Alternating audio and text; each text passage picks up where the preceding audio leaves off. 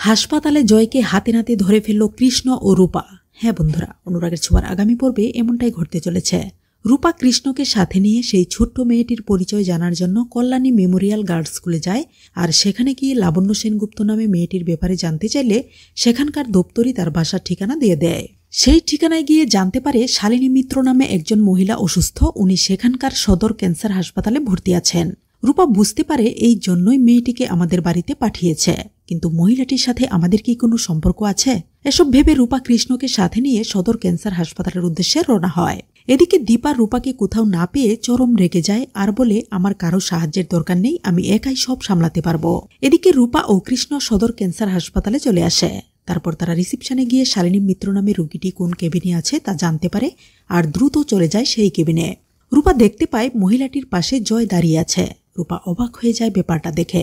এবার রূপার আর বুঝতে বাকি থাকে না যে মহিলাটির সাথে জয়ের কি সম্পর্ক।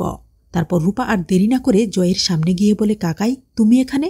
রূপাকে দেখে জয় চমকে ওঠে আর বলে, রূপা তুই কাউকে বলবি না তো? আসলে আমাদের বাসায় যে ছোট্ট মেয়েটি রয়েছে সেটি তোর ছোট বোন। রূপা অবাক হয়ে যায় জয়ের কথাগুলো শুনে। রূপা বুঝতে পারে কাকাই এই মহিলার জন্যই সব টাকা খরচ করেছে। রূপা জয়কে বলে, কাকাই তুমি ভেবো না, আমি তোমাকে এই বিপদ থেকে যেভাবেই হোক উদ্ধার করবই। তো বন্ধুরা, তোমাদের কি মনে হয় রূপা কি পারবে জয়ের প্রতি পরিবারের সবার ভুল ধারণা ভাঙাতে আর সেই সাথে তার মায়ের সম্মান রক্ষা করতে? জানিয়ে দাও কমেন্ট করে। ধন্যবাদ।